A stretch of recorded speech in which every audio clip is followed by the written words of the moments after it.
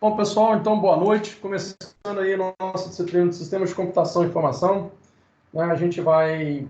Hoje, o que a gente vai ver? A gente vai ver um pouco da unidade 3, seção 2, que é a linguagem de programação, né? É a classificação das linguagens de programação, né? E logo depois a gente vai... eu vou falar um pouco sobre o desafio nota máxima, tá? Ver aí quem já fez o desafio nota máxima e eu vou propor para vocês uma atividade desse desafio aí para a gente poder... vou explicar para vocês o que é e a gente vai combinar, certo?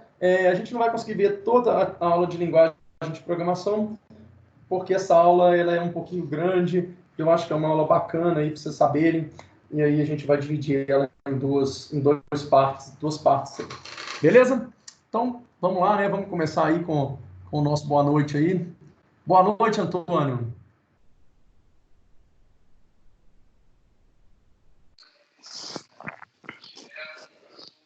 Boa noite, Antônio.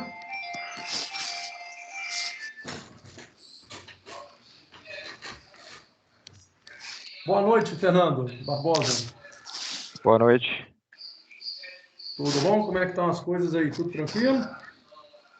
Na medida do possível, né? Dentro do que a gente pode, né?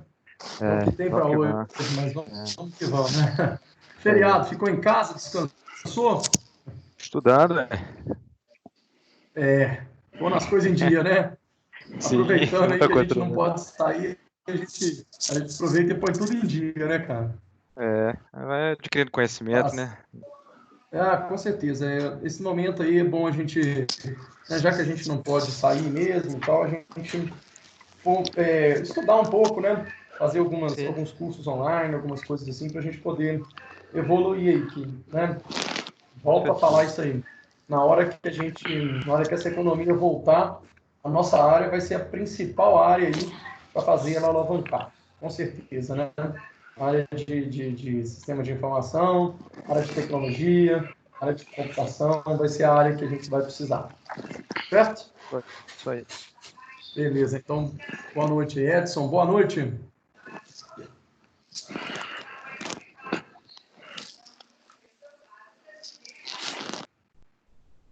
Edson, boa noite. Eduardo Chaves, boa noite. Bom? Bom, beleza? Como é que estão as coisas aí? Tudo tranquilo nesses momentos de ficar em casa aí? Bem, graças a Deus. Então, tá bom, então. Felipe, boa noite, Felipe.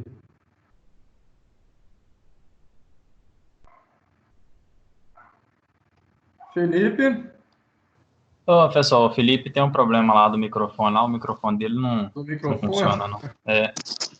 Tá certo. Fernando Félix, boa noite. Boa noite, professor. Tudo bom? Como é que estão as coisas aí? Tudo tranquilo. Então, tá bom. Beleza. Feriado em casa, tá bom? Descansou? Descansei bastante, estudando também. Então, beleza. Então, tá certo. Boa noite. Fernando Henrique, boa noite. Boa noite, professor. Como é que estão as coisas aí? Tudo tranquilo? Feriado? O feriado foi bom, tá tudo indo na medida do possível, né? Estudando aí um pouco, né? Tem que estudar, não tem jeito não. Agora faz parte. Mas se Deus quiser, até o final do mês aí, a gente já terminou com isso aí, né? Com certeza. Beleza. Senhorita Karina, boa noite. Senhorita Karina. Eu achei que eu estava fora do mute. Boa noite, professor, tudo bom? Tá certo. Tava Boa falando noite. aqui Como é que foi o sozinha. feriado aí? Então, não fiz nada, tá? Não vou falar mentira, A gente não. vai ficando Estudei, por não. isso mesmo. Estudou não? Descansou? Só dormi. Que isso, gente? E Pra que comi dormir? demais. Meu Deus do céu. Tá difícil, né? Nessa época a gente tá comendo muito, né? Porque Né? o grande vilão aí, a geladeira tá do nosso lado, então você olha para ela, ela olha para você, aí errou, cara. Você vai lá, não tem jeito. Né? Né? Mas a Então, gente vai beleza, na então. fé Boa que noite. tudo volta ao normal. Vai voltar, sim. Tá passando da hora já de voltar, né? Vamos ver o que Sim. a gente consegue aí para poder... Acho que até, né, a esperança seria que a aula voltasse hoje, né? O primeiro comunicado foi que a aula voltaria hoje, vocês lembram disso? Aí Eu já nem depois lembro já foi mais. para o dia 18. Tem tanto tempo, né? Mas o primeiro comunicado foi que a aula voltaria hoje mesmo, né? E depois eles mudaram para o dia 18/5 e vai depender aí das regras de cada cidade, né? Então, Belo Horizonte ainda não teve nenhuma regra de flexibilizar nem nada, então temos que aguardar aí os nossos prefeitos, né? Os nossos líderes aí para poder ver o que vai acontecer. Mas vamos lá, boa noite aí, viu? Tainã, Boa boa noite. noite. Opa, boa noite, professor. Tudo tranquilo, hein? Tudo bom? Tudo Joia, tranquilo, como é que rapaz. estão as coisas aí? Tudo na paz, né? Graças a Deus. Então tá bom. Graças a Deus, vamos que vamos. Bom, pessoal, então, começando aí a nossa aula de hoje, deixa eu tirar aqui essa apresentação aqui, colocar a apresentação da nossa aula mesmo, né? Então, hoje a nossa aula hoje é da unidade 3, seção 2, certo? Então, deixa eu trocar aqui para opções de ponteiro, apontador laser, beleza.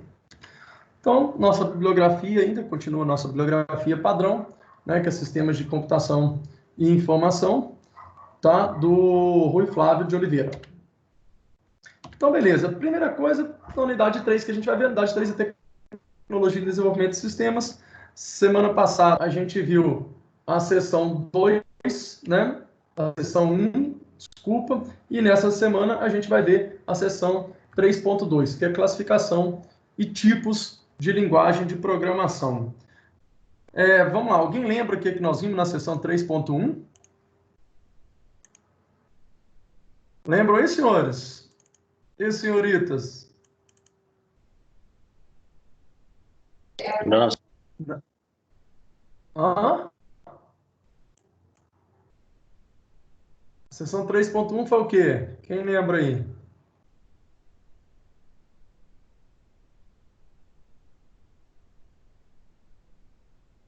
Gente, ninguém lembra? Foi antes da nossa avaliação. Falando nisso, eu já lancei todas as notas, né? O pessoal viu aí, foi todo mundo bastante bem aí, fiz um corte bacana aí.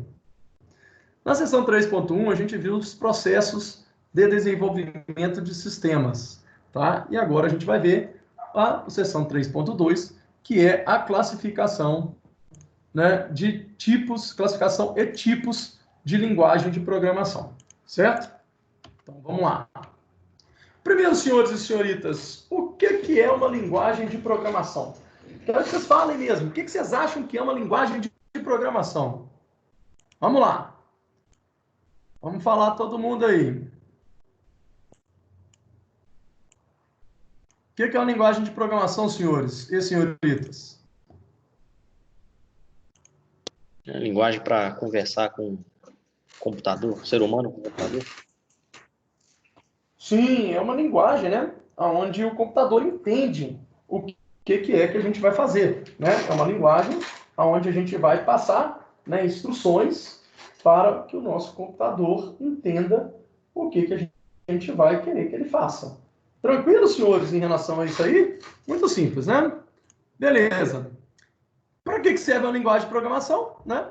Eu acabei de falar aí, a linguagem de programação, ela vai servir para quê? Para que a gente possa, né, passar as instruções para o computador, né? E o computador, obviamente, entender o que é que a gente vai, o que a gente quer que ele faça. Tá. E aí? O que seria uma linguagem de máquina? O que vocês entendem por linguagem de máquina? Vamos lá, senhores e senhoritas. No caso, é a linguagem que só o computador entende, seria binário. A linguagem binária, né? É a linguagem que o computador entende. Então, uma linguagem de programação, a gente tem, né, vários tipos de linguagem de programação, né, que vão fazer esse elo de ligação entre a nossa linguagem, né, a linguagem que a gente fala aqui, e a linguagem de máquina, que é uma linguagem de 0 e 1. Então, ali eu tenho tradutores ou interpretadores que vão pegar tudo aquilo que eu vou escrever e vão traduzir na linguagem de máquina. E a linguagem de máquina, ela é 0 ou 1, ela é binária. Ela entra ou sai energia, entra ou não entra os impulsos elétricos, né? A energia elétrica. E é através disso que o computador vai processar tudo aquilo que a gente quer. Beleza? Então vamos lá.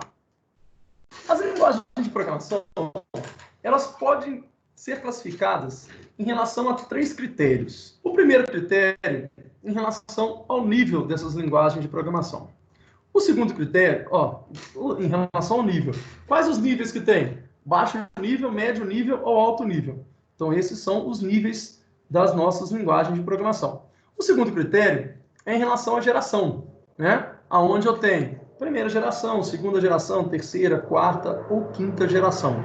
Tá? Então, eu tenho nível, baixo, médio, alto, geração primeira até a quinta, e tenho em relação aos paradigmas, certo? Os paradigmas seriam script, imperativos, funcionais, procedurais, lógicos, orientado a objetos e a base de dados, certo? Então, em relação ao paradigma, eu vou ter aí esses tipos, né? 1 script, 2 imperativo, 3 funcional, 4 procedural, 5 lógico, 6 orientado a objetos e 7 que é em relação à base de dados. A gente vai ver todos esses níveis, baixo, médio, alto, né, as gerações e os paradigmas nessa aula que a gente vai fazer aqui agora. Então, beleza. Classificação das linguagens em relação ao nível. Né? Eu tenho aí o baixo nível. Né? O que seria uma linguagem de baixo nível? Tá? Tem o médio nível, o médio nível e tem o nível alto. O que seria de baixo nível? As linguagens de baixo nível são aquelas voltadas para as linguagens de máquina. Ou seja, as que são escritas utilizando as instruções do microprocessador do computador. São geralmente chamadas de linguagem assembly. Tá? Então, as linguagens de baixo nível, elas são bem próximas da linguagem do computador. Né? São bem próximas das linguagens de máquina, que são 0 e 1. Os programas escritos com alto nível geralmente podem ser convertidos,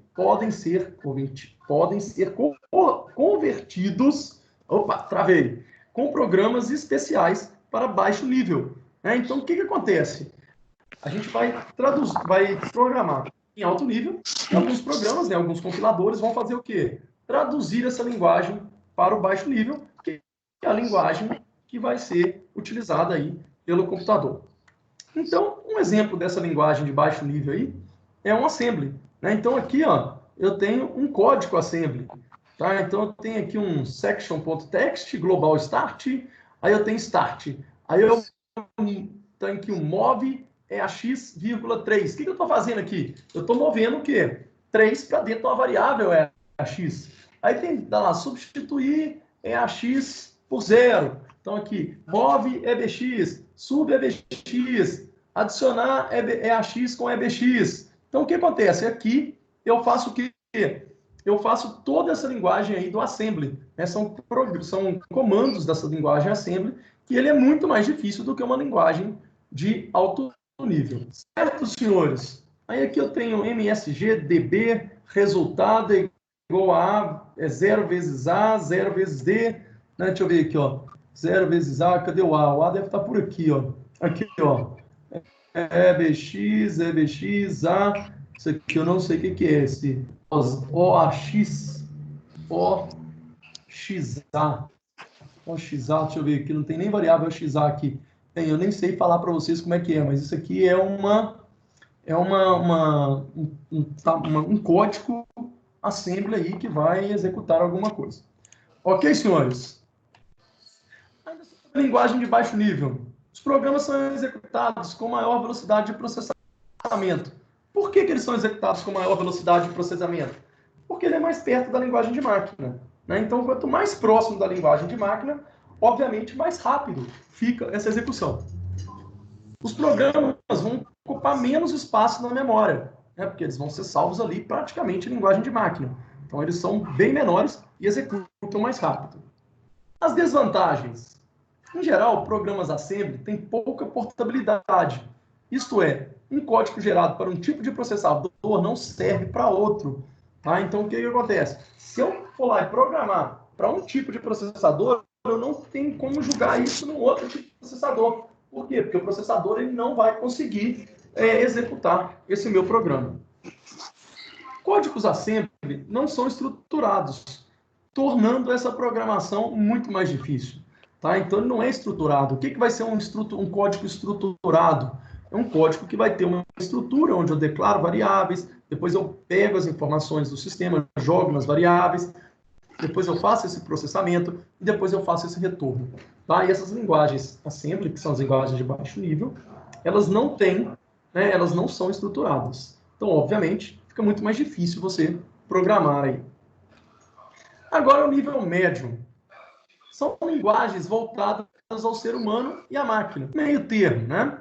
Essas linguagens são uma mistura entre as linguagens de alto nível e as linguagens de baixo nível. Essas linguagens de programação contêm comandos muito simples e outros mais complicados, o que pode tornar a programação um pouco mais complicada, porque o cara tem que saber um pouco da linguagem de baixo nível, né, que é a linguagem mais próxima aí à linguagem de máquina. No nível médio, um exemplo seria uma linguagem C. Né? O que acontece na linguagem C? A gente pode acessar registros do sistema e trabalhar com endereços de memória, né, que são características de linguagem de baixo nível, e ao mesmo tempo realizar operações de alto nível, que é um if else, um while, um for, um do while, certo? Então, o C eu consigo ao mesmo tempo pegar ali e mexer com coisas lá de linguagem de baixo nível, tá? Como endereço de memória. No C, por exemplo, eu consigo alocar endereço de memória para algum software. Tá? Então, eu posso alocar e desalocar esse endereço de memória. Certo? Ainda no nível médio, né, sobre a linguagem C, olha aqui, ó.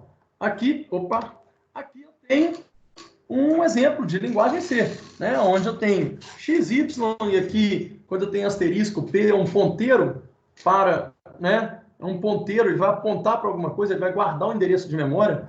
Então, eu tenho aqui Y recebendo 0, o P recebendo o endereço de Y, o X recebendo o ponteiro de P, depois o X recebe 4, aí aqui eu tenho P++, o P aqui ele recebe o endereço de Y, então o Y que é 0 vai ser Y++, né, que vai ser 1. Aí depois X menos menos, aí depois aqui eu tenho um ponteiro P mais igual a X, então ponteiro P, quem vai ser o ponteiro P? O ponteiro P não está apontando para Y, então o que vai acontecer? O Y vai receber o X mais o Y. Tranquilo, senhores? E aqui, né, eu tenho um pedaço de código aqui também, que fala sobre vetor, né? Onde eu tenho aqui um vetor de 6 posições, e eu posso imprimir o vetor todo, posso imprimir o ponteiro do vetor, posso imprimir o ponteiro do vetor mais 2, então eu consigo trabalhar com endereços de memória, endereço físico da memória. Então eu consigo trabalhar aí aonde a memória está e consigo apontar de um lado para outro ali. Tá certo, senhores? Senhores e senhoritas, alguma dúvida até o momento? Tem. Tá, então, tranquilo. Tranquilo, né? Isso aí é muito mais história aí, só para vocês saberem um pouco aí. Né? Ainda no nível médio, vantagens. Geralmente são linguagens poderosas, permitindo a criação de diversos softwares, desde jogos a programas de alta performance. Tá? Desvantagens, alguns comandos têm uma sintaxe um pouco mais difícil de compreender. Tá? Então, o que acontece? É muito bom porque a gente consegue acessar, né, o hardware do computador aí através de comandos. Mas é ruim porque ele é um pouco mais complexo do que as linguagens aí de alto nível.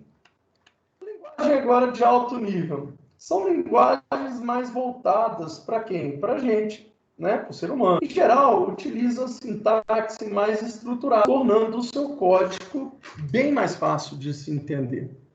são linguagens independentes de arquitetura. Então, eu programei, dependente da arquitetura, ela vai funcionar. Um programa escrito em uma linguagem de alto nível pode ser migrado de uma máquina para outra sem nenhum tipo de problema. Por quê? Porque ali eu vou ter um tradutor, né? Eu vou ter um compilador, onde ele vai compilar e executar aquele programa, né? E transformá-lo em programa executável. As linguagens de alto nível também permitem ao programador se esquecer completamente do funcionamento interno da máquina. O programador não está nem aí como é que funciona a máquina. A única coisa que ele faz é mandar o comando lá. E aí o comando vai resolver como é que ele vai funcionar em relação ao hardware ali. É necessário um tradutor que entenda o código-fonte e as características da máquina, né? Porque ele vai fazer essa ligação. O que você quer fazer e as características da máquina para saber como que ele vai passar essa linguagem para a máquina. A linguagem de alto nível, a gente tem alguns exemplos, que é o Java, o C# e o C++. Olha só, aqui eu tenho aqui um exemplo, né, de um programinha em Java, né, onde eu tenho aqui é C++, né, eu tenho um C++ aqui, nota, recebe io.read, né, que eu vou ler alguma coisa e guardar dentro desse io, né, ele é um método aqui desse io, e aí eu tenho if nota maior do que 3, then io_write reprovado, né, então aqui eu tenho o que acontece, ele vai escrever aí que está reprovado. E aqui eu tenho um exemplo de um Java, onde o Java aqui, esse comando aqui, ó, scanner entrada recebe new scanner system.in, né? O que eu estou fazendo ali? Eu estou criando um novo componente chamado new scanner, né? Que vai pegar algo do teclado e jogar dentro da minha variável e estou chamando ele, né, de entrada. Então estou criando um objeto do tipo scanner e inicializando esse objeto. Aí eu tenho aqui mês, recebe, entrada.nextInt. Então, o que eu estou fazendo? Eu estou pegando aqui o entrada, tá? Que é o quê? Que é um objeto do tipo scanner, que vai pegar alguma coisa da tela, estou colocando que ele vai receber um inteiro e vai guardar dentro de mim. Aí aqui eu tenho um comando chamado switch, né? Vocês sabem desse comando, switch? Vocês já viram isso aí? Já, né? Sim, já vimos. Já, né? Então, switch case, né? Switch case ali, o que eu vou fazer? Eu tenho um valor, e aí, caso ele seja qualquer um dos valores, eu tenho o quê? Eu tenho tipo um if else, né? Eu tenho várias condições aí, se ele atendeu a condição, ele vai executar. Então, aqui eu tenho case 1, onde eu tenho system.out.println, janeiro, né? E tenho break. Beleza, então isso aqui é um programinha Java. É muito mais fácil do que a gente programar em Assembly, obviamente. Vantagens aí do alto nível. Por serem compiladas e interpretadas, tem maior portabilidade, podendo ser executados em várias plataformas com pouquíssimas modificações. Então, como a gente vai compilar e interpretar, a gente vai traduzir isso aí vai transformar isso num programa executável. Esse executável ele é muito mais fácil aí de ser executado em qualquer tipo de máquina aí. Em geral, a programação é mais fácil, né? Muito mais fácil, né? Desvantagens. Em geral, as rotinas geradas em linguagem de máquina são mais genéricas e, portanto, mais complexas. E, por isso, são mais lentas e ocupam mais memória. Então, o que acontece? Quando a gente tem uma linguagem de alto nível, quando eu programo essa linguagem em alto nível, né, obviamente, o que ele vai fazer? Ele vai ter que traduzir isso aí para uma linguagem de baixo nível. Então, obviamente, essa tradução e esse armazenamento dessa tradução, ele vai ocupar mais espaço e vai tornar, obviamente, a minha programação um pouco mais lenta. Ok? Tranquilo, senhores? Em cima dos três níveis aí que a gente tem, baixo, médio e alto. Alguma dúvida? Então, tranquilo. Tranquilo, né? Bem tranquilo isso aí. Beleza. Então agora a gente vai passar, né, para as gerações, onde eu tenho, né, a primeira, a segunda, a terceira, a quarta e a quinta geração. Tá certo? Então eu tenho os níveis, né, e tenho agora as gerações. Então, vamos ver aí a primeira geração. A primeira geração de linguagem de programação é uma linguagem em nível de máquina, né? Então, são linguagens de máquina. Os primeiros computadores eram programados em linguagem de máquina, em notação binária, né? Então, um exemplo aí seria aí, ó, 0010, 0010 e 0110, 1100. Então, o que isso faria? Isso aí, né, realiza a soma. Código de operação 0010 do dado armazenado no registrador 001 com o dado armazenado na posição de memória 108, que é 0110, 1100. Né? Bem complexo, né, senhores? Imagina se hoje a gente tivesse que programar em cima aí da linguagem de máquina, né, da linguagem de 0 e 1. Cada 4 números teria uma funcionalidade, igual aqui. Esse aqui tem a funcionalidade de soma. Imagina, você somar o número dessa variável com esse espaço, com esse endereço de memória. Né? Olha para você ver. Hoje a gente põe lá A mais igual a 3. Pronto. Vou somar 3 na minha variável A.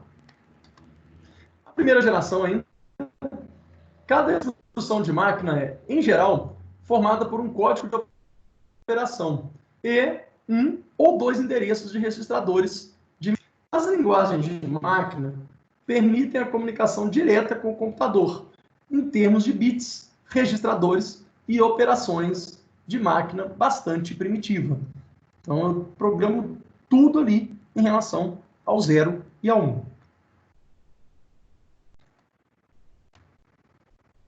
Ainda falando da primeira geração, um programa em linguagem de máquina nada mais é do que uma sequência de 0 e 1, né? São binários. A programação de um algoritmo complexo, usando esse tipo de linguagem, ela é muito complexa, cansativa e fortemente sujeita a erros, né? Claro, imagina hoje um algoritmo que a gente faz aí em C++, né? Sem muita coisa aí, ele vai ficar aí umas 3.000 linhas. Imagina quantas 1.000 linhas ficaria aí um programa em linguagem de máquina, né? Em 0 e 1 aí. O negócio ia ficar enorme e, obviamente, não ia ter uma grande facilidade de a gente errar. Mas se você trocar um 0 pelo 1 ali, ele vai fazer uma coisa totalmente diferente do que você quer. A segunda geração já é as linguagens de montagem. Né? Quando a gente fala de linguagem de montagem, são as linguagens assembly. Né? Ele compreende as linguagens simbólicas ou de montagem, que é o assembly, que são projetadas para minimizar as dificuldades da programação em notação binária. Códigos de operações em endereços binários foram substituídos por mnemônimos. Né? O que seriam esses mnemônicos? Seriam abreviações. Tá? Então, toda vez que a gente fala desses mnemônicos, são lá, por exemplo, aqui, ó, move, né? Move vai ser o quê? Vai ser para mover, né? Mu, né? Vai ser multiplicar. ADD, que seria adicionar, né? Label, que vai ser colocar, jogar na tela aí, né? E o goTo, né? Esse goTo aí, que antigamente ele substituía as nossas ferramentas, nossos comandos de loop, né? While, do while. Então, antigamente, você programar aí com um goTo, cara, cheguei a programar um pouco em COBOL, né? E COBOL tinha o goTo. A gente, nossa, era muito fácil de você perder o loop, porque você chegava lá e punha assim, goTo, e punha o número da linha. Então, não interessa onde estava. Se você pusesse goTo e o número da linha, ele ia para o número da linha. Aí, de repente, amanhã, você chega lá e fala assim, nossa, eu preciso criar uma variável. Então, eu preciso descer uma linha. Beleza, onde que você ia achar onde é que está o seu goTo, que estaria, por exemplo, na linha 70? Se a linha 70 agora virou 71. Então, você tinha que sair procurando ali em código para ver onde é que estava esse goTo aí com essa linha 70, para você poder ir lá e alterar para 71. Então, assim, era uma maravilha, viu, senhores? Foi uma experiência maravilhosa. Ainda na segunda geração, um exemplo de tradução do if para o meu assembly. Tá? Então, eu tenho aqui, ó, if A igual a B. C recebe D, D recebe A mais C. Então, isso aqui seria o meu if. Eu tenho um start aqui, eu tenho um CMP, né, que é comparar, EAX com EBX, né, que é o A com B, JNE.L7, né? Depois eu tenho mover EDX para SX, né? Que eu vou o quê? Mover um para o outro aqui. Aí depois eu tenho um L7 ponto, que eu estou fechando, né? Essa minha comparação aqui. Depois eu tenho o quê? Move, AED, né? Move EAX, EDX, e adicionar SX com EDX. Quer dizer, olha só, eu primeiro estou movendo, né, o meu EAX para o EDX e depois eu estou somando o SX com o EDX. Eu não consigo somar A mais C aqui. Eu tenho que mover o A para dentro do D, entendeu? E depois adicionar o C no D, certo? Beleza, senhores? O que vocês acham aí do assembly? É bom, bacana? Dá para tentar? Senhores, falem comigo, não é senão eu acho que bacana vocês não, estão professor. dormindo, eu acho que não tem ninguém. Já tá Hã? esperando com a diferença muito Não, mais. não é bacana, não. Não vale não, né? O trem é Não, bem não dá, complexo, cara, bem chato. O tempo que a gente demora para programar isso aí é muito grande, né? Deixa eu ver aqui. E aí, Karina, vai tentar, Karina? Eu não, professor. Vou deixar para os meus Que isso, olha colegas. para você ver. Bem tranquila essa linha de código aí, ó. Fez um tanto de coisa aí para poder fazer quase nada, né? Exatamente. Beleza, mas não é fácil não, mas está tranquilo até agora aí, senhores? Alguma dúvida? Está tudo bem claro aí? Essa história um pouco da linguagem de programação aí? Tá tranquilo, professor. Beleza. Ainda sobre a segunda geração, os códigos de operações, né, endereços binários foram substituídos por abreviações. Assim, a instrução de máquina 0010, 0001, 0110, 1100 evoluiu para ADD R1 total. Pô, evoluiu pra caramba, né? Imagina da linguagem de máquina para ADD R1 total. Eu estou adicionando aí, né, o R1 em cima do total. R1 representa o registrador 1 e total é o nome atribuído ao endereço de memória 108. Né? Então, quando a gente atribui um nome a uma variável, né, uma variável é um endereço de memória. Então, a gente atribui o quê? Atribui um apelido para aquele endereço de memória. Né? Então, isso aqui é o nome de uma variável. É o apelido de onde ela está armazenada ali. Nas linguagens de montagem, a maioria das instruções são representações simbólicas de instruções de máquina. Porém, os programas requerem tradução para a linguagem de máquina. Claro, todo programa tem que ser em linguagem de máquina.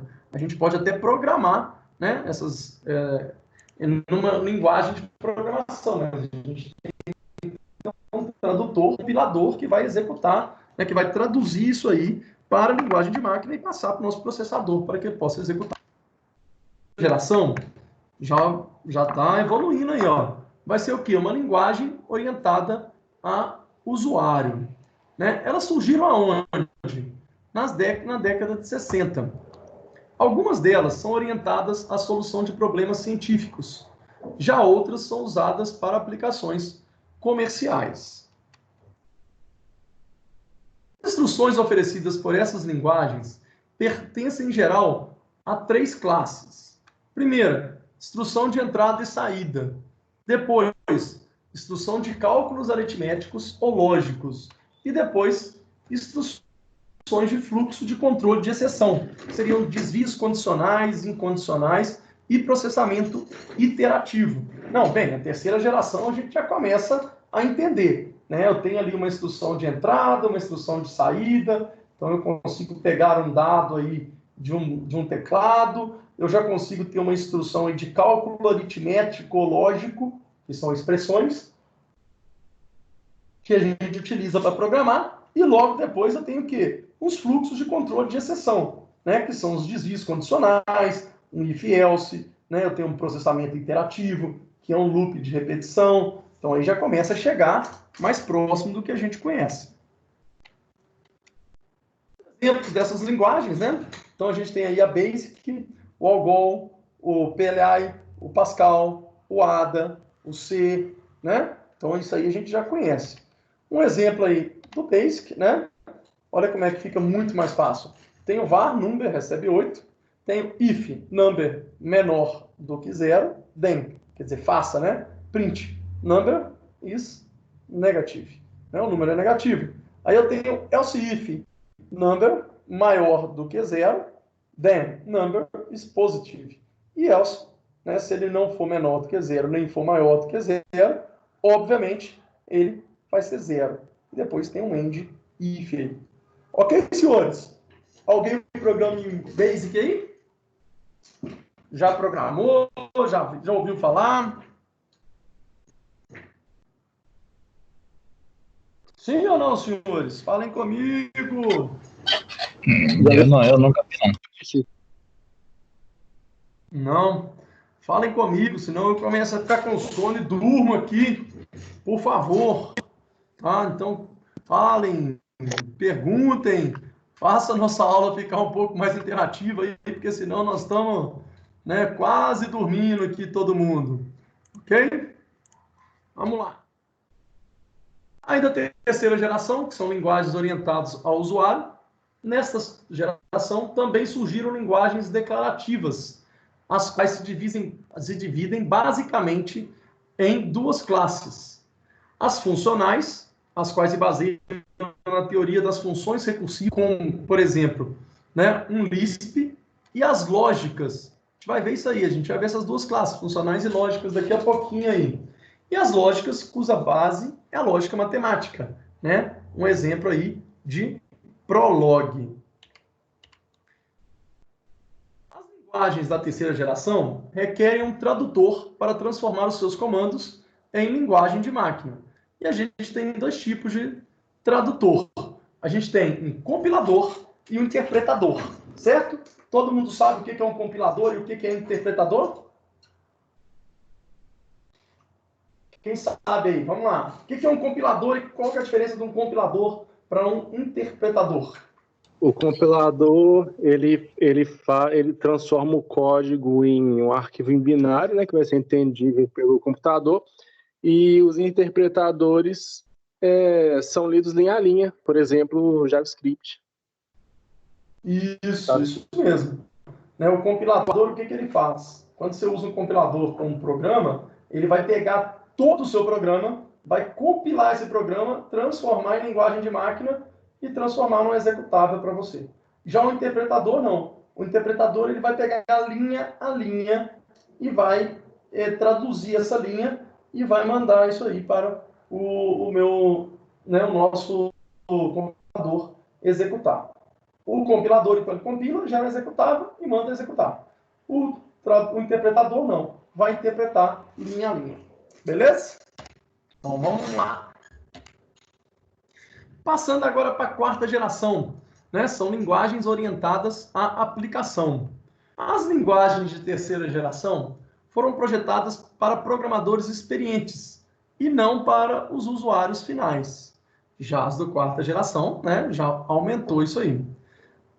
A depuração de programas escritos nessas linguagens consome tempo e a modificação de sistemas complexos é relativamente difícil. As linguagens de quarta geração foram projetadas em resposta a estes problemas. Então, vamos lá. Os programas escritos em uma linguagem de quarta geração necessitam de um menor número de linhas de código do que os programas correspondentes codificados em linguagens de programação convencional. Exemplo. Ler e exibir uma imagem em um MATLAB é assim, ó. A recebe imread imagem.jpg, ponto e vírgula, imagem A. Então, ela é muito mais intuitiva do que as linguagens da terceira geração. Aí. As linguagens de quarta geração variam bastante no número de facilidades oferecidas aos usuários. Algumas são meramente geradores de relatório ou pacotes gráficos, e outras são capazes de gerar até aplicações complexas.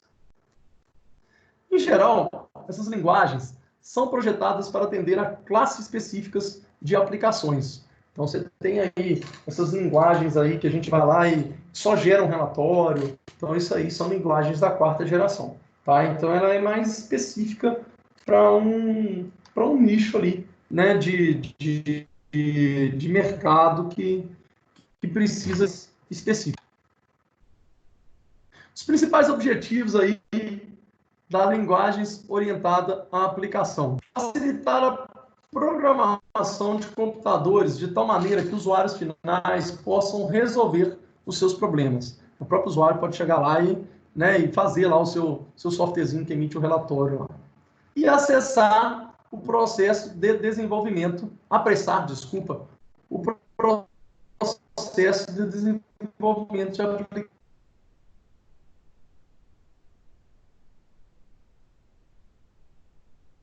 Então, o que acontece? Com as linguagens aí de quarta geração,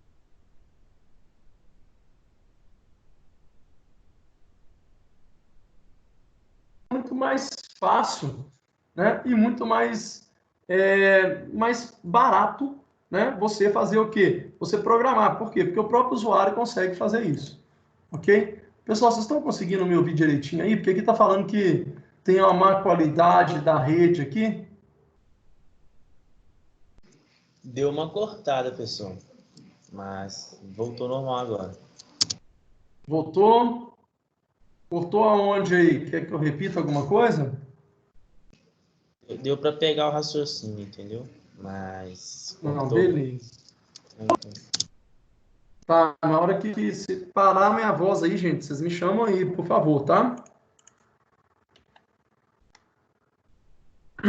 Bem, quarta geração ainda, né? Principal objetivo, minimizar os problemas de depuração, gerar códigos sem erro a partir de requisitos de expressões de alto nível, né? E alguns exemplos de linguagem de quarta geração aí são o SQL, o Oracle Reports, né? O MATLAB, Power Builder. Alguém já trabalhou com algum desses aí, gente? Já viram algum desses softwarezinhos aí? Sim ou não? Já, pessoal, já trabalhei com SQL. Com SQL, Acho que a maioria, todo mundo trabalha com SQL. Oi? Mas aí você tem o seguinte, você programou em SQL, naquele SQL Report? Ou não? Só create table mesmo? Não, mas no banco de dados mesmo, né? Mas aí você fazia query lá direitinho, fazia trigger. Isso, fazia alterações, fazia as triggers, né? Tudo lá no sistema que eu trabalhava, entendeu? Não, beleza.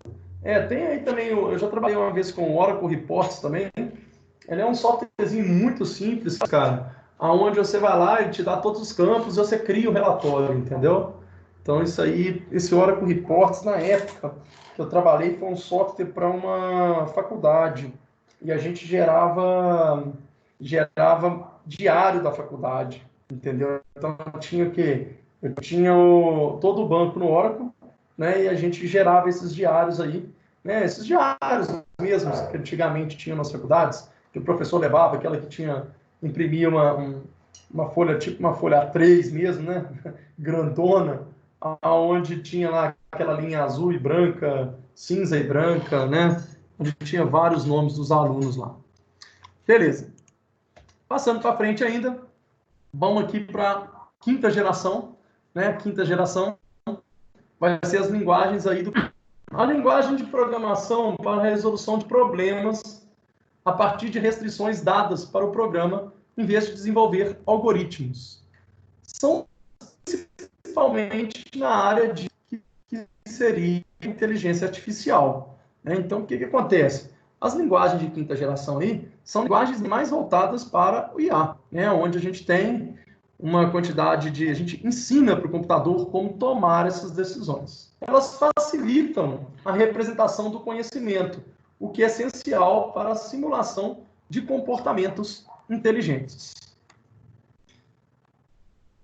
A linguagem de programação lógica e linguagens baseadas em restrições geralmente pertencem à quinta geração. Um exemplo é o Prolog.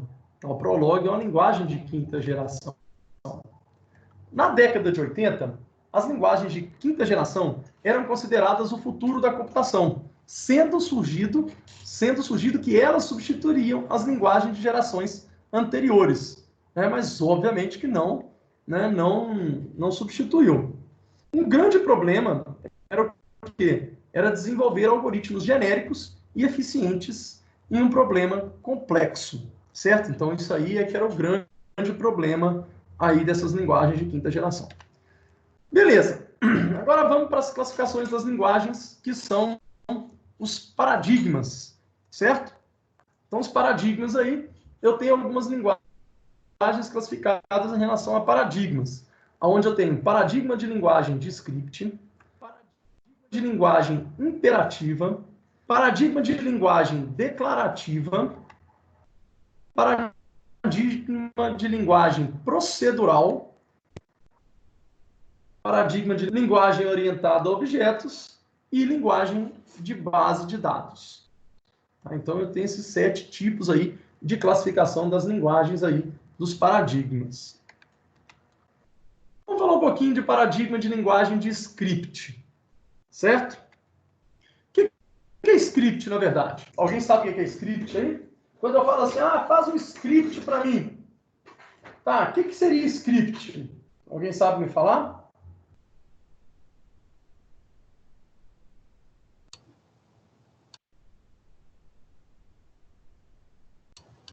Só leia aí, senhores. Script é o quê? Alguém lê para mim aí, o que é script? Script é um texto com uma série de instruções escritas para serem seguidas, no caso, em programas de computadores. Beleza. O que acontece? Então, quando a gente fala de script, né, a gente fala de quê? De uma série de instruções que vão ser seguidas, né? Como se fosse uma receita de bolo ali. Então, as linguagens de script são linguagens que têm séries de instruções que devem ser seguidas. Seguindo essas instruções, a gente vai alcançar o nosso objetivo. As linguagens de script, elas são interpretadas. O que é uma linguagem interpretada? É aquela que vai pegar e vai interpretar a linha por linha. Tranquilo? Ela não é compilada. Seus aplicativos, normalmente, fazem parte dos aplicativos básicos do meu sistema operacional. Tá? Então, o que acontece? Normalmente, o script ele faz parte do meu aplicativo básico do sistema operacional. Eles podem ser considerados programas, mas guardam algumas diferenças importantes. Isso é, são programados com propósitos. Tá? Quais são esses propósitos? Primeiro para o segundo. Construir aplicações com componentes já prontos, disponibilizados pelo próprio sistema. Então, ele vai praticamente o quê? Solicitar que esses componentes sejam executados, né? Que tem interfaces programáveis. Então, o script ele vai lá e vai controlar essas nossas interfaces. Então, eu tenho uma interface que pode ser programável e o meu script ele vai executar aqueles comandos daquela interface programável. E escrever protótipos de programas, nos quais a velocidade do desenvolvimento é mais importante que a eficiência do processo de desenvolvimento.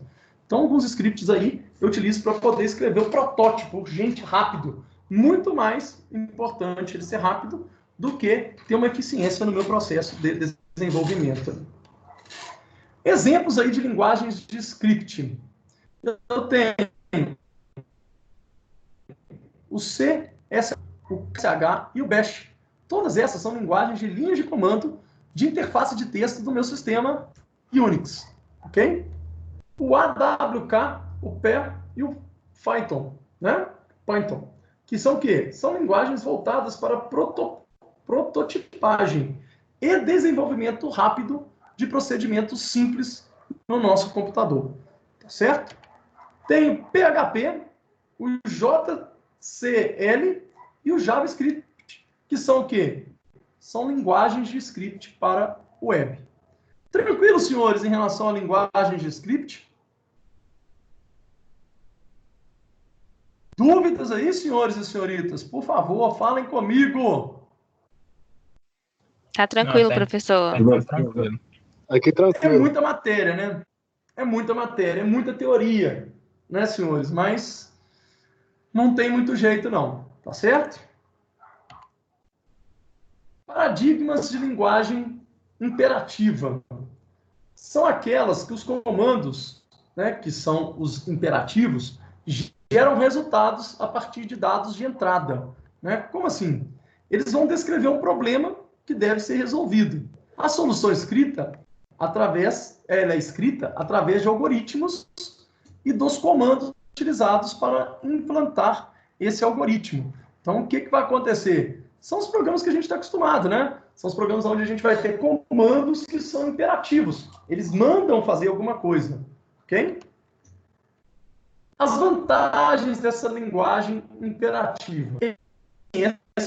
Né? Porque a cada comando você vai mandar fazer alguma coisa ali. A modelagem natural de aplicações do mundo real. Né? Então, são aplicações assim que a gente praticamente vê no mundo, né? Leia, processe, some, exiba, né? Essas coisas. É um paradigma dominante e bem esclarecido, né? Então, quando a gente fala desse paradigma de linguagem imperativa aí, ele é o que domina e ele é bem esclarecido como é que funciona. As desvantagens dele: possui uma difícil legibilidade e facilita a introdução de erros em sua manutenção. Então, o que acontece? Se a pessoa não sabe corretamente aquilo ali, ele vai ter aí uma facilidade de introduzir erros em sua manutenção. A pessoa tem que saber direitinho aquilo ali. E outra desvantagem: descrições demasiadamente profissional, focaliza o como e não o que. Então, ele sempre vai focalizar como fazer e não o que se deve fazer. Tende a gerar códigos confusos, onde o tratamento dos dados são misturados com o comportamento do programa. Né? Então, tem que tomar um cuidado com isso aí. Porque quando a gente faz esse paradigma de linguagem imperativa aí, o que acontece? A gente acaba misturando, né, os códigos, né, de tratamento de dados com o comportamento do programa. Então, acaba que fica confuso ainda. Desvantagens. Possui aqui a mesma coisa. Esse aqui eu copiei, tá? Vamos agora para paradigma de linguagem imperativa. Os exemplos dessas linguagens. Fortran. Né? O Fortran é um exemplo de uma linguagem imperativa, certo? Só anotar uma coisa aqui. Fortran é um exemplo dessa linguagem imperativa. Ela foi criada em 1954. Outro exemplo de uma linguagem imperativa aí, né, é o ALGOL. Né? O ALGOL é uma implementação de algoritmos na área de matemática. O BASIC, né, que também é uma linguagem imperativa, que ela é o quê? Ela foi criada para facilitar o aprendizado de desenvolvimento de programas. Foi nos anos 70 e 80. Tem aí o COBOL, né, que eu adoro. Né? Foi a primeira linguagem a se aproximar da língua inglesa. O que seria isso? Os comandos, eles são bem próximos do inglês. Então, você consegue programar aí os comandos bem como igual ao Portugal aqui. Leia, faça, some, certo? Tem o Pascal, né? Pascal, que vai permitir aí a separação das nossas linguagens em procedimentos, né? Funções e procedimentos. E tem o C, né? Que foi desenvolvido aí junto com o Unix, certo? Então, esses aí são os exemplos das nossas linguagens imperativas. Paradigma agora de linguagens funcionais.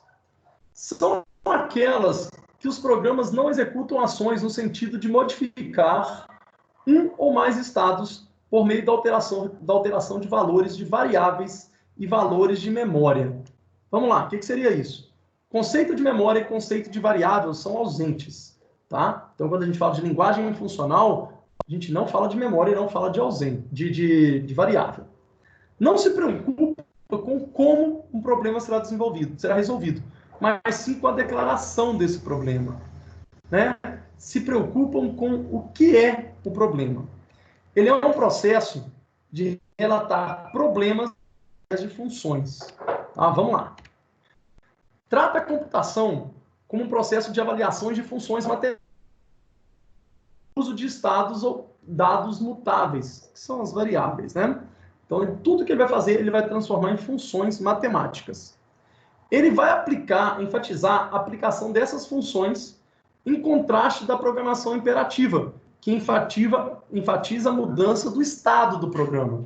Então, lá na minha imperativa, o que acontece? Eu tenho comandos que vão alterar os estados do meu programa, né? Vão colocar valores em variáveis, alterar os valores das variáveis. Aqui não. Aqui é tudo em relação a funções.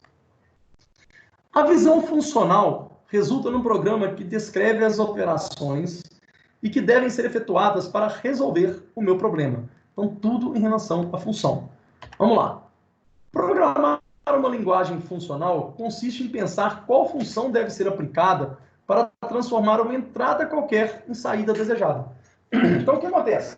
Na minha programação, no meu paradigma de linguagens funcionais, eu vou pegar e vou transformar, vou fazer uma função que vai fazer todo o procedimento. Então, eu vou pegar desde a entrada, até o processamento e a saída, vai estar dentro dessa função. Vai ver um exemplo ali. Ao invés dos passos sucessivos do programa, do paradigma imperativo, no imperativo eu tenho cada comando solicitando uma função. A sintaxe da linguagem é apropriada para a definição de funções compostas que denotam aplicações sucessivas de funções. O que seria isso?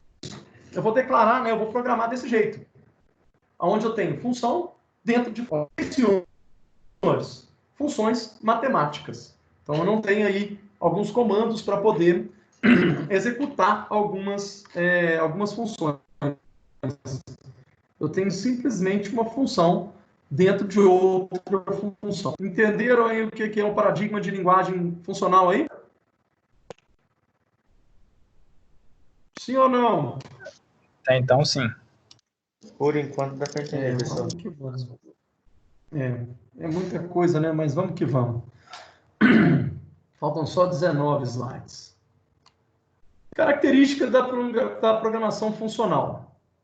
Programas são funções que descrevem uma relação explícita e precisa entre a entrada e a saída. O estilo declarativo. Não há conceito de estado nem comandos como atribuição.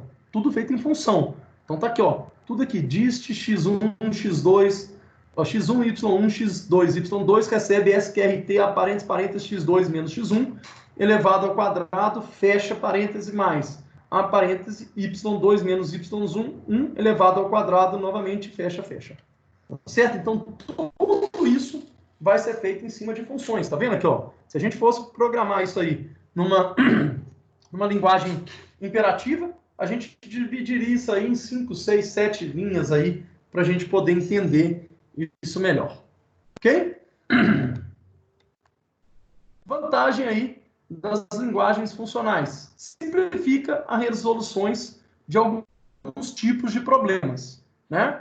Como propriedades, resolução de problemas. Então, para isso é muito bom, tá? Porque você tem ali uma forma onde você tem nessa mesma função a entrada e a saída. Então ele faz tudo aquilo ali e pronto. Ok? Então ele otimiza isso aí. Desvantagens, né? Um grande problema. O mundo não é funcional, né? O mundo não é todo de funções. Às vezes eu tenho aí alguma sequência de passos para alcançar aquilo ali. Então, muito difícil a gente fazer tudo em funções. Então, eu tenho muitas implementações ineficientes, tá certo? E também mecanismos primitivos de entrada e saída. Exemplos aí de linguagens funcionais. Tem o Lisp, né? O Lisp ele foi desenvolvido na década de 50, logo após o Fortran, e é utilizada para expressões de problemas lógicos e funções matemáticas. Tem aí o Erlang, né, que foi criado para suportar a operação de dispositivos tolerantes a falhas. Né? Então, tinha funções ali que se acontecia alguma falha, ele com aquela função, ele tentava resolver aquela falha ali. Tem aí o Haskell, né? Que foi criado com o objetivo de padrão aberto de linguagem funcional de propósito genérico.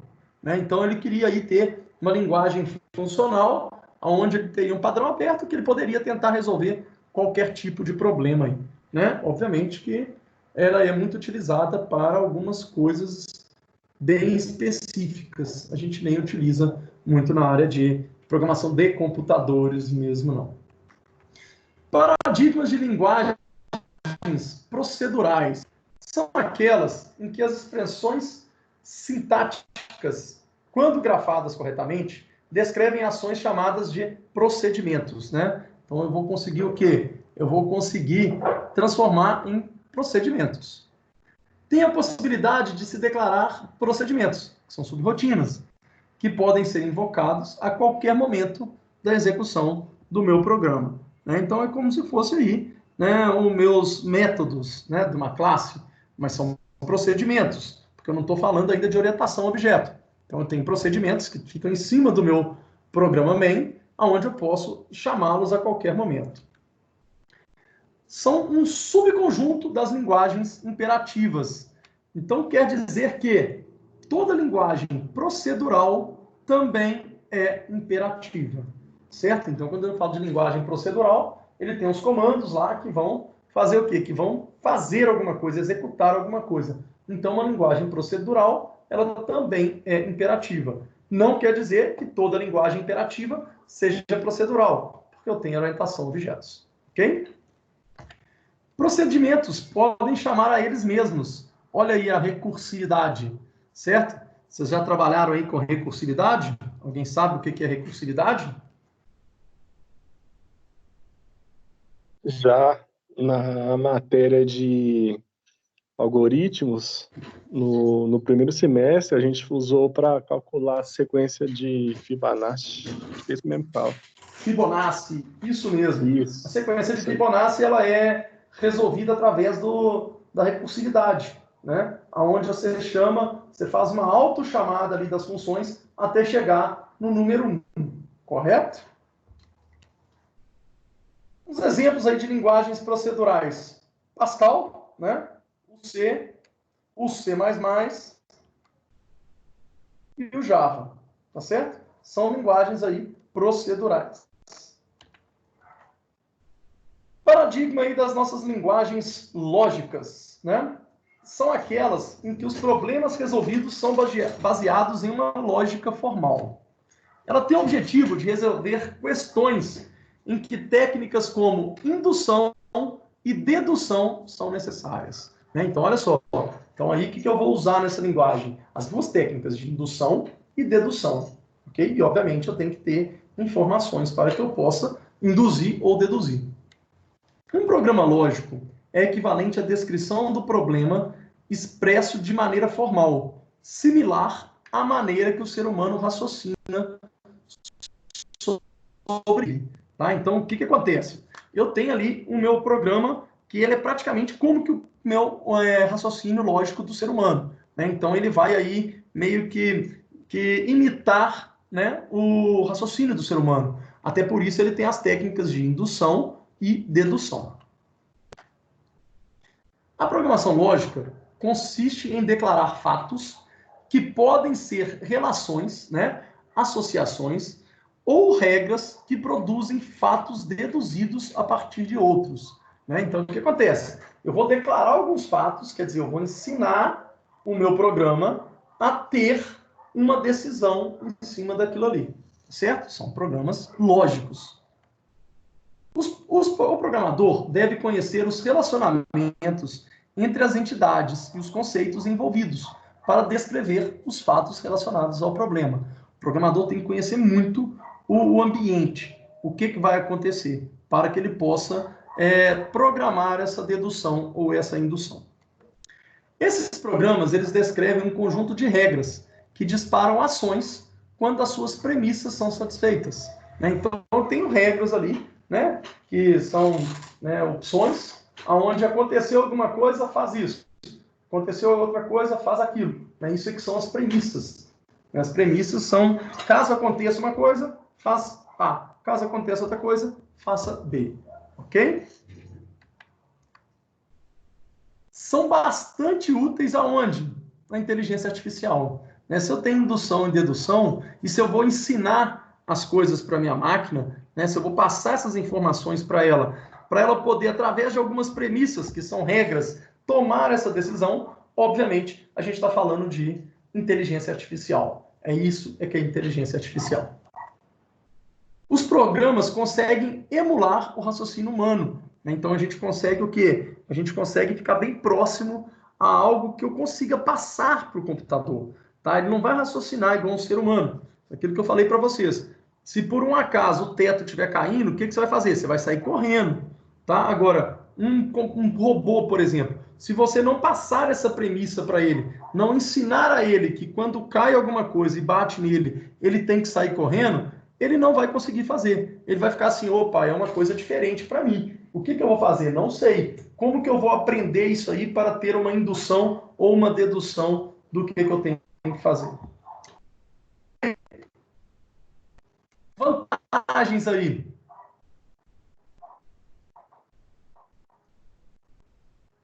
Vantagem da aplicação em alto nível de... Eu tenho um alto nível de abstração. Muito alto. Por quê? Porque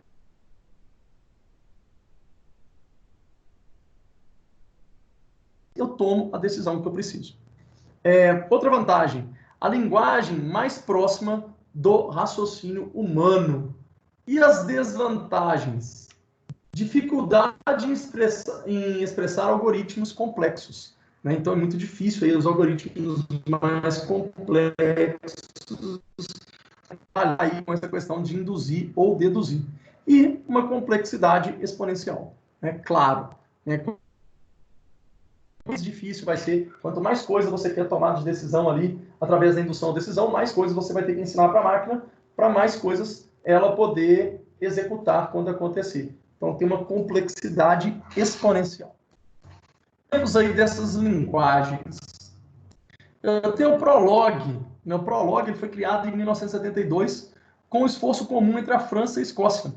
Ele é a base das linguagens lógicas até o dia de hoje. Tá? Tem aí o Datalog. O que é o Datalog? Ela é utilizada para dedução a partir de bases de dados. Então, vou usar o Datalog aí para poder o quê? Para poder pesquisar essas bases de dados e tomar essas decisões. Deve ser aí, obviamente, uma das linguagens que é utilizada pelo nosso cartão de crédito, onde ele vai pegar, então, vai tomar algumas, vai deduzir alguma coisa a partir de bases de dados. Quando acontece lá você gastar alguma coisa muito além do que você sempre gasta no seu cartão, às vezes você recebe uma mensagem. Foi gasto, não sei o que, no cartão, foi você mesmo, ou até uma ligação. Aqui, fulano, o senhor gastou mesmo esse valor no cartão? Então, obviamente, isso aí é através dessa linguagem aí, uma linguagem lógica, que é Datalog, que ela vai deduzir a partir do quê? Das bases de dados. Outro exemplo, o SWRL, Semantic Web Rule Language, que é uma linguagem para buscar identificar um significado semântico a partir de informações armazenadas nos sites da web. Então, é uma linguagem aí que você vai utilizar o quê? A semântica das informações da web, de sites, para que você possa fazer uma indução ou uma dedução. Tem também a OWL, que é o Web Ontology Language, que vai ser o quê? A OWL ela vai ser coruja em inglês. E ela é usada para criar ontologias. Beleza, senhores? O que é ontologia? Alguém já ouviu falar disso aí? Faço nem ideia, professor. Ontologia é o quê? Porque aqui para vocês, olha lá, é um modelo de dados que representa um conjunto de conceito dentro do seu domínio e seus relacionamentos. Então, olha só, a ontologia ela vai criar um modelo de dados. Tá? E o que ela vai fazer? Ela vai pegar dentro do domínio, dentro de um domínio, dentro de um universo ali, e vai começar a criar esses conjuntos de conceito. né? Então, vai começar a criar aí esses relacionamentos entre esses dados, para que você possa tomar alguma decisão. Ok, senhores? Tranquilo? Conseguiram entender isso aí?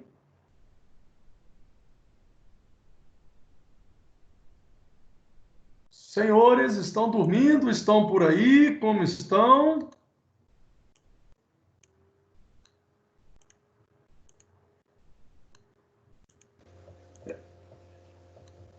Essa ontologia, ela funciona Senhores, tipo um falem fluxograma? comigo.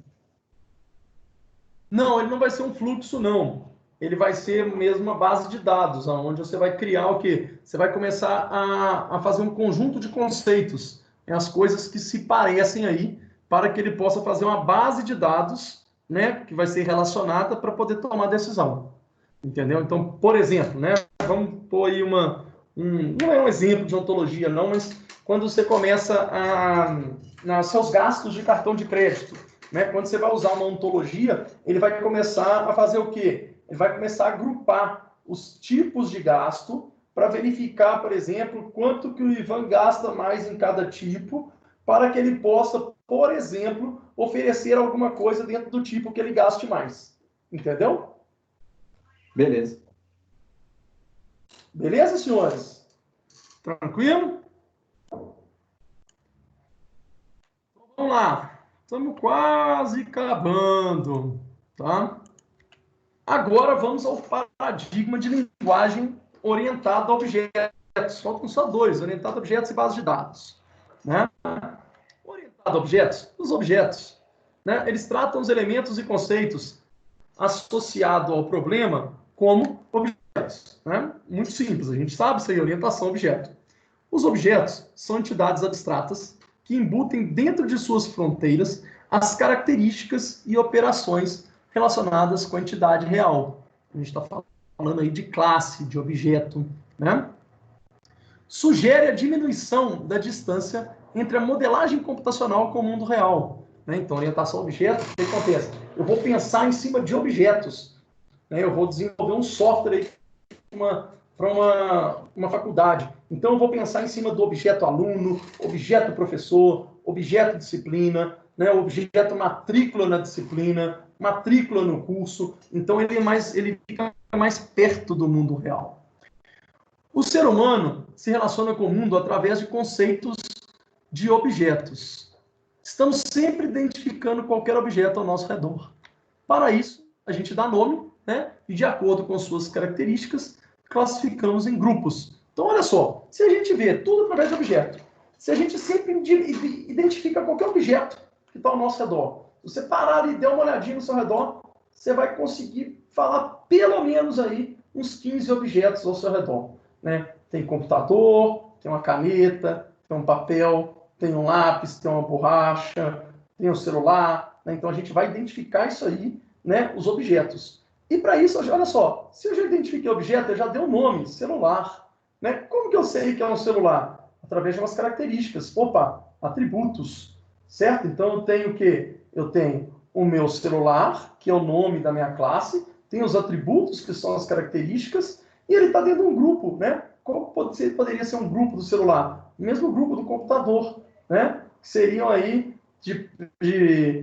como que eu posso falar aí esse grupo aí? Me fala aí, qual grupo vocês acham que são aí? O celular e o computador? Seria o quê? Equipamentos tecnológicos? Eletrônicos, né? Então, isso aí, eu tenho esses grupos onde eu consigo, né, agrupar isso aí.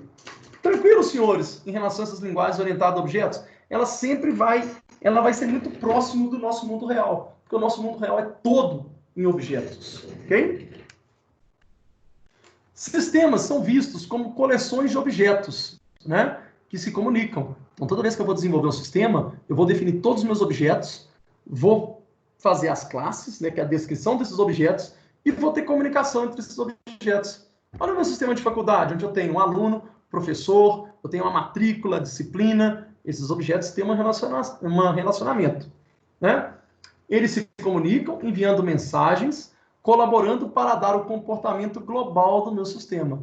Então, a união desses objetos, né, a coleção desses objetos, comunicando, que é trocando mensagens, ela vai ser o comportamento todo do meu sistema. Uma aplicação é estruturada em módulos, né, que são classes, que agrupam um estado, são atributos, e operações, que são métodos sobre este. Né? Então, eu tenho as classes, né, que são meu módulo, tenho meus atributos, que são as características, que são meus estados, e tenho as minhas ações, as minhas operações, que são os métodos. A classe é o modelo ou o molde de construção dos meus objetos. Ela define as características e comportamentos que os objetos vão possuir. A orientação a objetos permite que uma classe possa herdar as características e métodos de outra classe, para expandi-la ou especializá-la de alguma forma. Olha a questão de herança, olha a questão de especialização, tá certo? Então, isso aí, dentro da minha orientação a objeto, eu consigo fazer. Consigo ter uma superclasse onde eu herdo essas informações dessa superclasse. Vantagens do meu programa de linguagem orientado a objeto. Tá? De novo aqui, o meu... Posso ficar fora? Ó. Organização do meu código. Né? O meu código é muito mais organizado. Aumenta o quê? A reutilização. Porque os objetos normalmente eles são iguais, então eu posso reutilizar esses objetos. Se eu reutilizo, obviamente eu vou reduzir o quê? Meu tempo, né, de manutenção do meu código. Porque se eu altero, às vezes, um objeto, eu vou alterar todo ele no meu programa. Ampla utilização comercial. Né? Então, a gente trabalha totalmente com o quê? Com a questão de orientação a objetos. Algumas desvantagens. Menos eficiente. Né? Então, tenho que ter mais uma abstração do mundo real para que eu possa desenvolver esse meu software, né? Fazer essa programação. Na minha linguagem lá imperativa, não, eu tenho os comandos que eu vou executar. Isso, faz isso, faz isso, faz isso, faz isso. Não, na minha linguagem orientada a objetos, eu tenho que analisar isso aí em relação a quê? Em relação aos objetos do mundo real. Exemplos aí. Tem uma linguagem chamada Smalltalk, né, que foi a primeira linguagem a implantar esse paradigma de orientação a objetos. Tem o C++, né, que derivou do C. Tem o Java, né, não precisa falar, obviamente.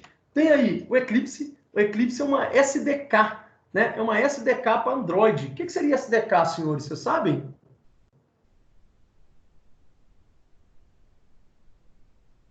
Ô, senhores, vocês estão acompanhando? Leiam aí o que é uma SDK. Nunca vi, não. Leia aí, está do lado aí, entre parênteses. O que é SDK? É o kit de desenvolvimento aí do software. Isso, é o kit. Olha, todo mundo falando que os caras têm a manha, velho. Olha só, é o Software Development Kit. Né? O kit de desenvolvimento de software para Android. Toda vez que a gente fala de um SDK, eu estou falando de quê? Desse kit de desenvolvimento. Tá certo? Então, quando falar de uma linguagem, o que é o Eclipse? É um SDK para Android. Porra, o que é SDK? É um kit, né, de desenvolvimento do software. É um Software Development Kit. Ok? Tem um Shift, né, que é o SDK para iOS. iOS, a gente está falando de Apple. Ok, senhores? E senhoritas? Como estamos aí? Tranquilo. Cansados já? Como é que está a situação aí? Dormindo? Vocês já estão dormindo? Estão cansados? Fala para mim aí. Falem comigo aí como é que tá. Tá tranquilo, professor. Tá tranquilo aí, Karina? Dormiu ainda não? Ainda não. Ainda não, né? Mas pode ser que durma daqui. Não vai dormir não, porque tá acabando. Não vou dormir não, professor. Tá atenta. Tá acabando. É muita matéria aí, mas eu tentei passar a ter muita coisa do mundo real para vocês, para ver se vocês entendem um pouquinho aí, fica um pouco mais, né, mais interessante para vocês aí. Certo? Vamos lá. Para o último paradigma que a gente tem é a paradigma de linguagem de base de dados. Tá? Então, vamos lá. Uma base de dados é um conjunto de dados organizados. Nós falamos isso lá no início da nossa disciplina. Podemos fazer uma busca nessa base de dados, com o intuito de gerar o quê? Informação. Então, eu tenho dados, onde eu vou fazer uma busca, processar, para fazer o quê? A informação, para tomada de decisão, obviamente.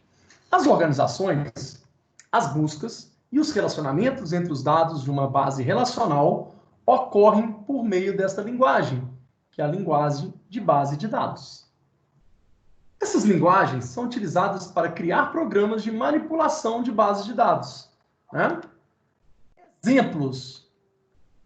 Natural, né? O natural é o quê? É um acesso à base de dados do programa Adabas. Esse Adabas é um software da IBM, tá? E ele é muito utilizado hoje em dia ainda para quê? Para mainframes, tá? Então, o Adabas é um banco de dados da IBM para mainframes. Tem o SQL, né? O que quer dizer o SQL? Search and Query Language, né? O que quer dizer isso? Ela vai utilizar para poder fazer o quê? Uma pesquisa, né, dos meus dados dentro do meu banco de dados. Ela é utilizada pela maioria dos sistemas atuais de gerenciamento de dados. Então, a gente tem aí o próprio SQL, o MySQL, o Oracle, todos esses utilizam a linguagem SQL, certo? Tem também o Datalog. O Datalog, ela é uma linguagem de programação lógica, nós vimos lá atrás lógica, tá? Que é voltada para quê? Para manipulação de dados. Então, Datalog, ela é uma linguagem lógica e uma linguagem de base de dados. Tá? Ela une os dois aí. Ok, senhores e senhoritas, alguma dúvida em relação a isso aí? Tá, então tranquilos. Tá tranquilo, né? Tá acabando, tá acabando. Vou só mostrar para vocês, olha só. Não ficou muito bom aqui não, né? Tá meio estranho essa... Peraí, deixa eu ver se eu consigo melhorá-la aqui, peraí. Deixa eu ver se eu consigo melhorar, não sei por que ela tá estranha aqui não. Não, é ela mesma, viu? Olha que sacanagem. É ela mesma que tá assim, cara. Tá, olha só. Aqui, eu estou mostrando para vocês aí o quê? Uma figura que vai mostrar desde lá dos anos 50 até os anos 90 a evolução das linguagens de programação. Então, olha só. A minha primeira linguagem de programação aqui foi o quê? Foi o Fortran. Aí do Fortran veio o COBOL, veio o ALGOL 60, isso aí na época de 60. Isso aí eu estou falando em imperativo e orientado a objetos, ok? Do COBOL aí, né? Aí depois veio o PL1, que veio do COBOL junto com o Fortran, com o ALGOL, fez um samba aqui, ó, e virou uma linguagem chamada PL1, que hoje a gente nem usa mais. Aí do ALGOL veio o Simula, né? O Simula alguns aí já podem ter ouvido falar. E o Smalltalk, que a gente falou aí há pouco, né? Que foi a primeira linguagem de programação que utilizou orientação a objeto, né? Então, depois do Simula, aí do ALGOL também veio o Pascal, que a gente conhece, e o C, tá certo? Aí o Pascal, junto com o Simula, veio o ADA, né? A gente conhece aí o ADA, né? O ADA, alguns já podem ter ouvido falar aí. Aí depois do Simula, mais o C++, um pouquinho de cada um, veio, mais o C, desculpa, veio o C++, certo? Em 1980 e do Simula veio um tal de Eiffel também, que não foi para frente. Do Pascal veio um tal de Módulo, né, que também eu não conheço muito, veio o Oberon, e depois, juntando o Oberon com o C++, foi criado quem? O Java, que a gente usa até hoje aí. Tá? Isso aí em relação às linguagens imperativas e orientação a objeto. Em relação a funcional, saiu do Lisp lá atrás, veio para um ML, veio para um chamado Miranda e depois um Haskell, né? Que são linguagens funcionais. E o lógico veio tudo em cima do Prolog, né? E o Prolog aí, ele ficou e tá até hoje em cima disso aí. Ok, senhores, isso aqui é mais uma curiosidade, uma coisa para vocês, né, verem aí como que funcionou isso aí, tá certo? Bem, essa parte da aula eu termino aqui, tá certo? O que acontece, né? A gente faria aí, o ideal seria a gente fazer um exercício em cima dessa parte, né, da aula, e logo depois eu daria os pontos em cima desses exercícios aí. Porém, né, o que acontece? A gente precisa que vocês entrem aqui no desafio nota máxima. Vocês já fizeram desafio nota máxima, pessoal? Não. Não. Já ou não? Já fiz. Já. Já fez? Tá. Olha só. O que vai funcionar hoje? O que é o desafio nota máxima? Vocês sabem o que é o desafio nota máxima? É tipo uma transversal? Ele é um ponto transversal, mas o que é um ambiente de desafio em nota máxima? O ambiente de desafio em nota máxima ele é o seguinte, ele é um ambiente que ele tem questões, né, de todas as áreas do nosso curso. Então ele vai pegar ele vai pegar essas questões de todas as áreas, como se fosse um ENAD, certo? E aí o que acontece? Logo que você entra, você faz um simulado. Fazendo esse simulado, ele vai passar, né, para vocês quais são as questões que você acertou e as que errou. Em cima das questões que vocês erraram, eles vão abrindo trilhas, né? E essas trilhas eles vão abrindo vídeos, vão abrindo textos para você ler e você obter conhecimento em cima do assunto que você errou, tá? Isso é importantíssimo para nós, né, professores, coordenadores, e também para vocês. Por que é importante para vocês? Vocês, assim que errarem uma questão, vocês vão ter aberto uma trilha onde vocês vão aprender um pouco mais sobre aquele ponto que vocês não sabem, certo? Por que é importante para nós, professores? Normalmente, essas questões, elas são, obviamente, como vocês estão no segundo período, são questões mais fáceis, né? E questões de algumas coisas que vocês já viram dentro do seu curso. Desta maneira, a gente tem um relatório em cima das questões que vocês acertaram, que vocês erraram, para a gente poder fazer o quê? Para a gente poder tomar cuidado com alguns pontos de atenção, algumas coisas que às vezes vocês não aprenderam direito. Então a gente pega lá, vamos supor, uma disciplina de modelagem de dados.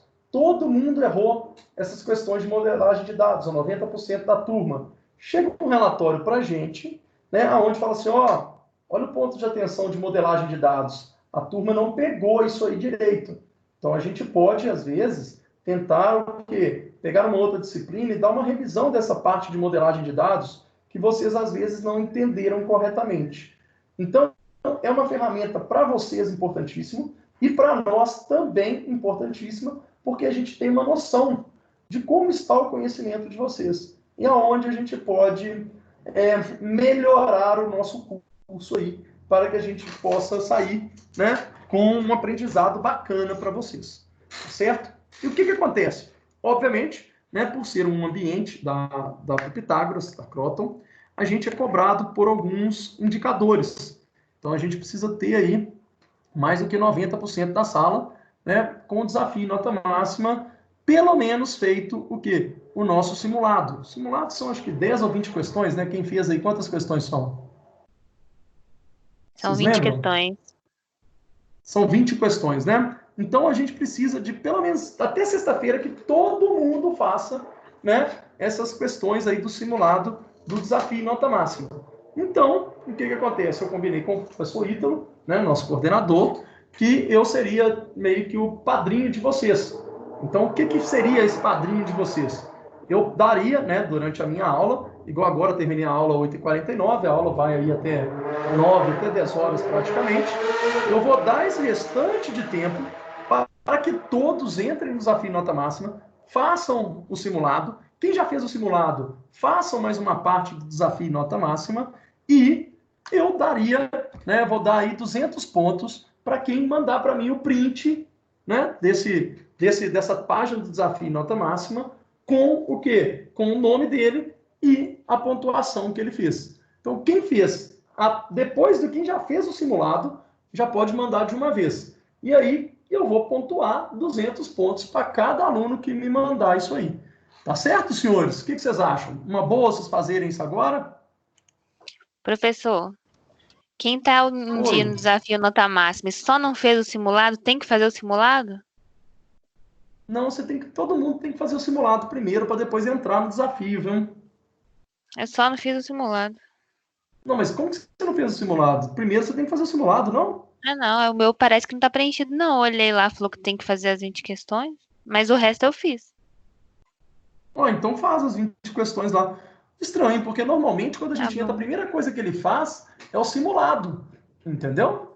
E logo depois é que ele faz a questão de abrir para vocês os pontos, entendeu? Eu vou conferir aqui, então de repente eu fiz e tô achando que não fiz. Confere lá direitinho, entendeu? Porque aí o que acontece? A gente vai verificar isso aí, verifica isso aí, porque a gente precisa que todo mundo tenha feito esse simulado. Tá certo? Então, Ok. aí, o que acontece, senhores? Eu fiz, né, um formuláriozinho aqui, que vocês vão ter aí até hoje no final da aula, né, até de meia-noite, para vocês mandarem para mim. Ele fala que eu já respondi esse trem aqui, oh meu Deus do céu. Esse endereço aqui, ó, eu vou mandar o endereço no grupo para vocês aí. Deixa eu mandar aqui no grupo, né? Link para postar o print do desafio nota máxima. Olha só, mandei no grupo aí, ó. Vocês vão abrir um formulário. Esse formulário, ele vai ser esse formuláriozinho aqui, ó. Cadê? Eu já respondi esse formulário e não vai deixar eu fazer. Mas é um formulário desse aqui, ó. Tá certo? Aonde vocês vão mandar o seu e-mail, né? Falar da disciplina que vocês fazem comigo, o nome, período, e aqui, ó, subir o arquivo, tá? Aí vocês podem colocar o arquivo aí com o nome de vocês, sobe o arquivo aí do print do desafio nota máxima. Amanhã de manhã eu já baixo essa planilha e faço e pontuo vocês aí em cima disso. Então, isso vai ser a pontuação da aula de hoje, tá? E nas aulas para frente, a cada aula a gente vai ter um questionáriozinho para vocês fazerem, e logo depois que vocês fizerem um questionário, igualzinho aquele questionário da prova praticamente, tá? E aí, vocês respondendo o questionário, tirando mais que 60%, a gente vai pontuar em cima disso aí também. Tranquilo, senhores e senhoritas? Alguém tem alguma dúvida em cima disso tudo que eu falei aí? Professor, eu queria só tirar uma dúvida referente a esse desafio nota máxima. Pode falar, cara. Ele é assim, isso que eu não entendo, eu não consigo entender muito bem aqui, porque caiu para mim aqui umas matérias de química, biologia, que é uns trem nada a ver com, assim, teoricamente, com a nossa área. Qual que é a lógica desse desafio nota máxima? O que acontece? Quando vocês vão ficando mais lá para frente, tá? Vai caminhando no curso, ele vai ficando somente do curso, certo? Mas como, teoricamente, vocês entraram tem pouco tempo, tem 6 meses na faculdade, ele aparece um pouquinho de algumas coisas aí do ensino médio, do terceiro ano, entendeu?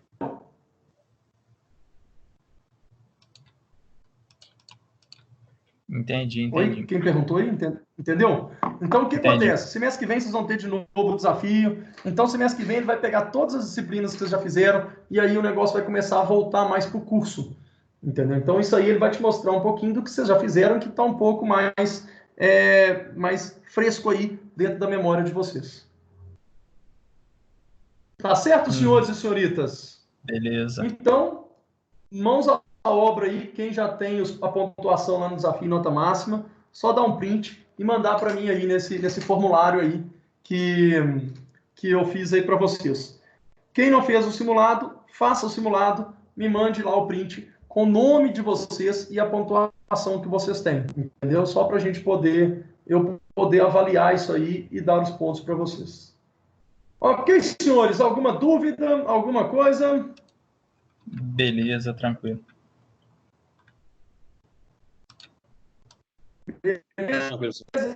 Tranquilo? Ninguém tem dúvida nenhuma, não? Se os senhores não têm dúvida, então agradeço imensamente a presença de vocês. Professor, eu perdi aqui. Oi, pode falar. Esse questionário está onde? Esse questionário eu mandei no grupo da turma. No grupo da minha disciplina. Beleza. Tá vendo aí? O link está no grupo da minha disciplina aí. Então, beleza. Tá? E é para mandar hoje até 10 horas. Isso. Vocês conseguirem fazer, usa a aula agora, tem mais 1 hora aí de aula para vocês poderem fazer isso aí. Tá? Que aí vocês já batem isso aí, ele vale ponto transversal ainda, um tanto de coisa. Beleza, tá, professor. Valeu. Beleza? Bom, pessoal, alguém tem mais alguma dúvida? Caso não tenha dúvida, muito obrigado pela presença. Né? Um bom final de semana para todos aí. Né? Cuidem-se para a gente terminar rapidamente aí essa quarentena e voltar às aulas presenciais. Muito obrigado pela presença, bom final de semana e até terça que vem. Grande abraço a todos. Falou, Valeu, pessoal. falou. Falou. Falou aí.